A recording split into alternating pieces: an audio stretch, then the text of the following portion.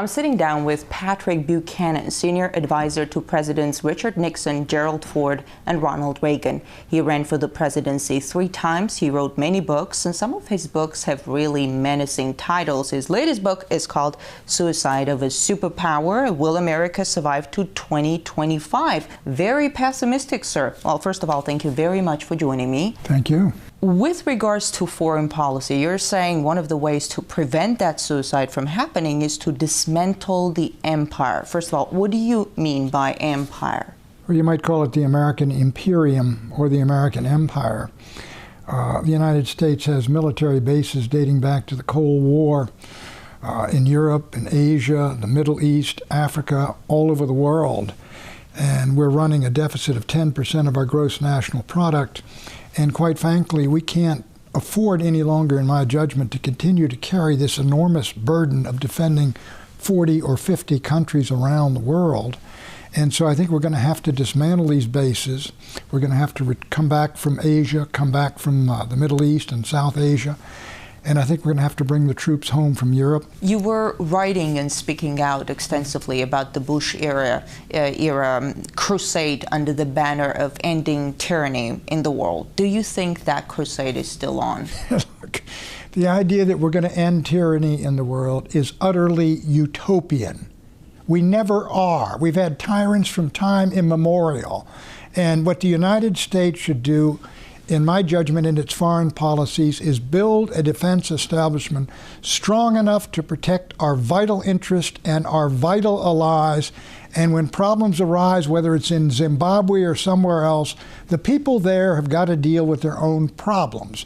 There's no doubt about it that throughout history, tyrants have arisen and seized power in one place or another. And as long as they don't threaten our vital interest or threaten and kill our people, the fact that they rule or misrule certain countries is none of our business. Osama bin Laden's successor said he supports the war against Assad in Syria.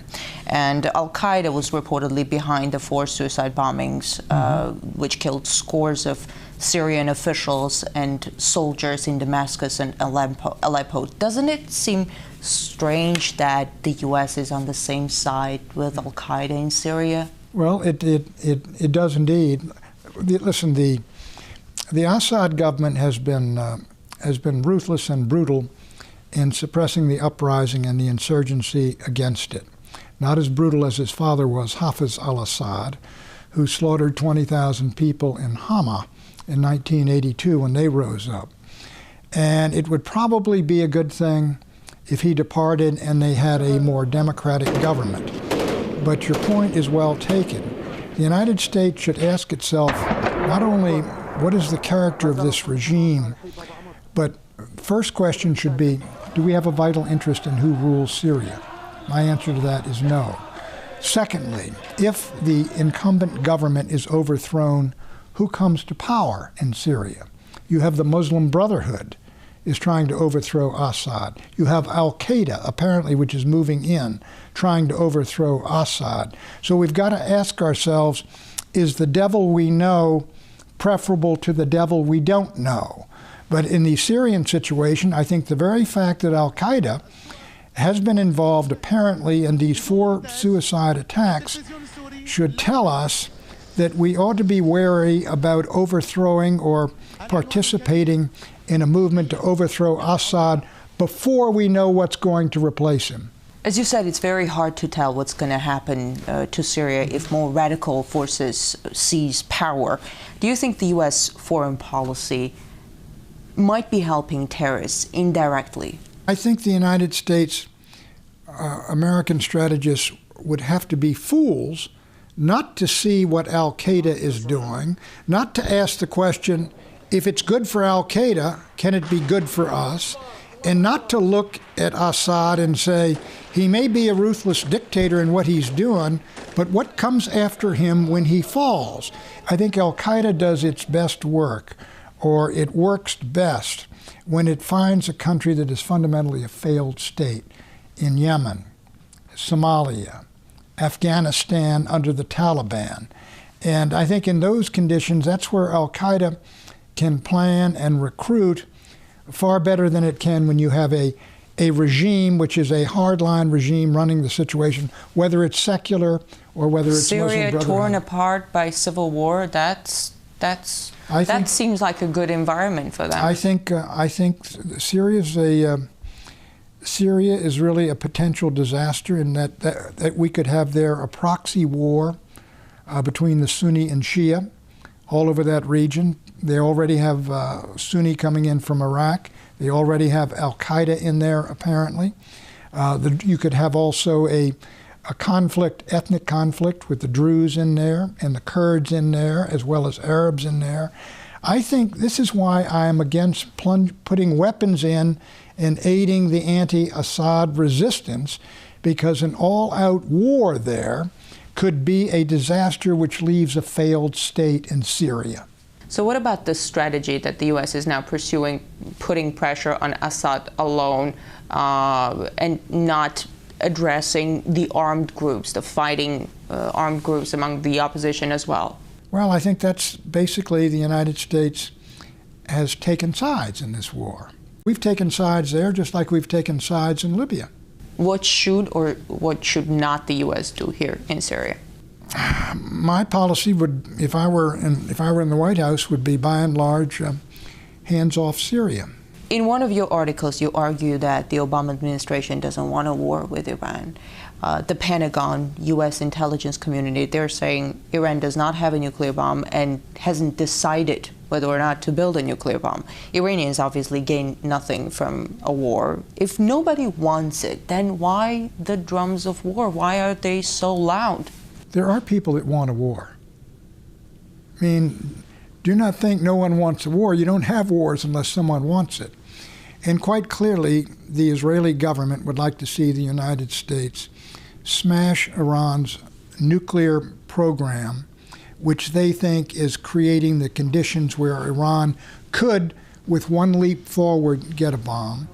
The Israeli lobby in the United States would like to see a war. They support the Israeli government. The neoconservatives do. Many Republicans do. There are many Americans who genuinely believe that if they believe Iran is moving toward a weapon, and if it is, they would favor military action to prevent it. There are a number of people that want a war. But is there really a vital threat coming from Iran as you see it? I don't know. I don't. Look, Iran is not.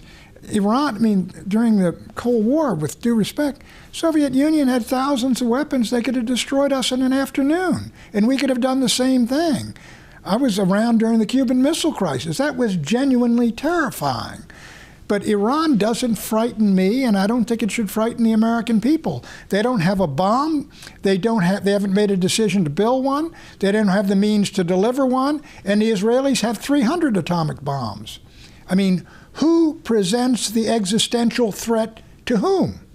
Well, I'll say who it was. I visited one of my doctors, and we were talking about, I hope we don't have a war in Iran, but now they're talking about intervention in Syria, and he said, thank God for the Russians.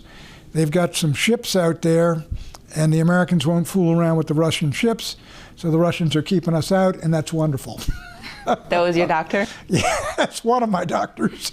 Do you think that's what the American public thinks? I don't think any American wants to intervene in Syria. They don't understand anything about it. Iran, though, they got the Ayatollah, and they got Ahmadinejad, and he will always help out the hawks with some insane statement every couple of months. He's going to destroy somebody or other, and then the Americans say we have to get him. What is the danger of such rhetoric? The danger of such rhetoric is that it leads to another war in the Middle East, which I think would be a disaster for my country, and I think it would be a disaster for the world economy, and I think it would be a disaster for the world. You know, I opposed Desert Storm back in 1991. I opposed even going in and cleaning Saddam Hussein out of Kuwait because I said this will only be the first Arab-American war. And I was right. I mean, if you talk about Islamic wars, you had the war at Desert Storm, you had the war against Afghanistan, you got the war on Iraq, you had the war in Libya, now they're talking about Syria, now they're talking about Iran.